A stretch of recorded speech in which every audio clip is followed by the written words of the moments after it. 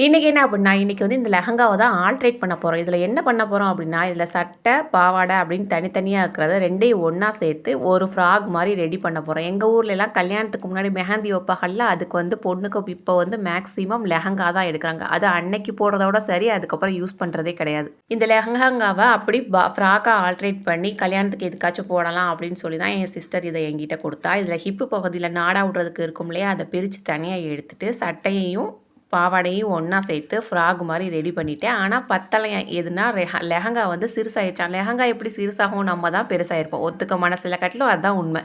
லெஹங்காவுடைய ஸ்கெட்டில் hip கிட்ட இருந்து பிரித்து எடுத்தோம் இல்லையா, அந்த துணியை வச்சு தான் இன்றைக்கி வந்து ஆல்ட்ரேட் பண்ண போகிறோம். அதை வந்து 2ஆக பிரிச்சுட்டு இந்த பக்கமும் கொடுத்து ஆல்ட்ரேட் பண்ணலான்னு சொல்லிட்டு இருக்கேன். கையிலேருந்தே டைட்டாக இருக்கிறனால கையிலேருந்தே அதை வந்து மடக்கி ஓரத்தை அடிச்சுட்டு அதுக்கப்புறம் வந்து நல்ல பக்கத்தையும் ஒன்றா சேர்த்து ஹிப்புக்கு கீழே வரைக்கும் டைட்டாக இருக்குது. அப்போ அது வரைக்கும் லென்த்தாக அதை வந்து ஒன்றா சேர்த்து ஸ்டிச் பண்ணி எடுத்துக்கிட்டேன்.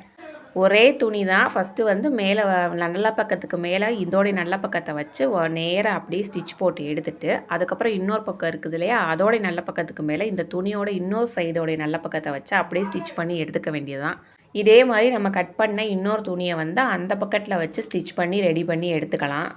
நம்ம வந்து உடம்பு அகலத்தை வந்து ஆல்ட்ரேட் பண்ணுறதுக்கு ஒரு பீஸ் ஆஃப் ஃபேப்ரிக்கை வந்து எடுத்துகிட்டு ஒரு 3 இன்ச் அல்லது 4 இன்ச் அளவுள்ள ஃபேப்ரிக்கை எடுத்துகிட்டு 2 பக்கத்துலேயும் நல்ல பக்கத்துக்கு மேலே வச்சு ஸ்டிச் பண்ணி விட்டுட்டோமாக்கும் அந்த கையிலேருந்து அக்குள் சைடு அப்படியே அந்த ஓரத்தில் இடுப்பு வரைக்கும் அந்த பிட்டு வரும். அந்த பிட்டு வந்து தனியாக எதுவுமே தெரியாது. நம்ம ஒட்டு போட்டுக்கிறோம் அப்படிங்கிறது அழகாக தெரியவே செய்யாது. ஒரே பிட்டு அப்படிங்கிறனால அது பார்க்குறதுக்கு கொஞ்சம் நீட்டாக தான் இருக்கும். லக்கியாக இந்த லெஹங்காவில் வந்து அதே ஃபேப்ரிக்கு கிடச்சனால நம்ம வந்து அதையே வச்சு ஸ்டிச் பண்ணி முடிச்சிட்டோம். இந்த லென்த்தான ஃபேப்ரிக்கை வச்சு ஸ்டிச் பண்ணதுக்கப்புறம் லெஹங்கா வந்து ரொம்ப லூஸ் ஆயிடுச்சு. ஃபஸ்ட்டு உடம்புக்குள்ளே நுழைய முடியாத அளவுக்கு வந்து டைட்டாக இருந்துச்சு. அதுக்கப்புறம் கொஞ்சம் லூஸ் ஆயிடுச்சு. இதில் உங்களுக்கு பார்த்தாலே தெரியும், தனியாக எதுவுமே தெரியாது.